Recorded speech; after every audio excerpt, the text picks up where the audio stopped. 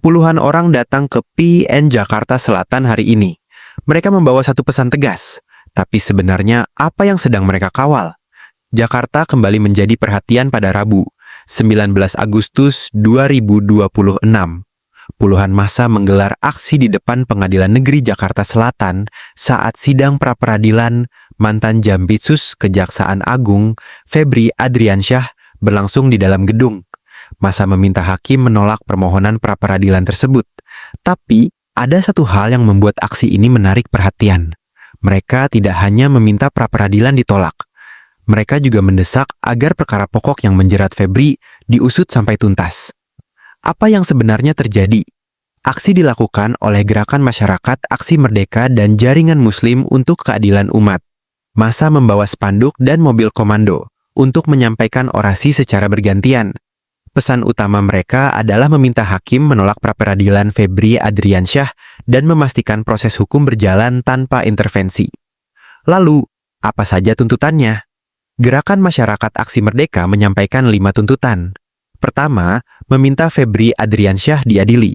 Kedua, meminta agar pemberantasan korupsi tidak dihalangi. Ketiga, mendukung Polri dan Kejaksaan dalam penegakan hukum.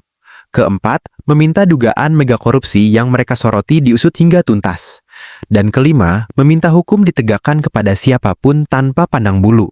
Sementara itu, Jaringan Muslim untuk Keadilan Umat menyampaikan tuntutan agar hakim bersikap netral dan menolak pembelaan terhadap koruptor. Kenapa pra-peradilan ini menjadi sorotan? Febri Adriansyah mengajukan 2 permohonan pra-peradilan di PN Jakarta Selatan. Salah satunya berkaitan dengan penetapan tersangka dan upaya paksa dalam perkara dugaan tindak pidana pencucian uang. Permohonan lainnya berkaitan dengan penetapan tersangka dalam dugaan tindak pidana korupsi dan pencucian uang, termasuk penggeledahan serta penyitaan. Jadi, yang dipertaruhkan dalam proses pra-peradilan ini bukan sekadar aksi massa di depan pengadilan. Ada proses hukum yang sedang diuji di dalam ruang sidang. Dan ini yang menarik. Aksi serupa juga terjadi sehari sebelumnya, Selasa, 18 Agustus. Artinya, tuntutan agar pra-peradilan Febri ditolak bukan hanya muncul sekali. Massa kembali datang ketika proses persidangan berlangsung pada hari berikutnya. Dampak aksi. Aksi puluhan massa tersebut juga berdampak pada lalu lintas. Jalan Harsono RM, tepat di depan PN Jakarta Selatan, dilaporkan mengalami kemacetan akibat adanya demonstrasi. Jadi, untuk saat ini, ada 2 hal yang menjadi perhatian. Di luar gedung pengadilan, massa mendesak hakim menolak pra-peradilan. Sementara di dalam gedung, proses hukum terus berjalan.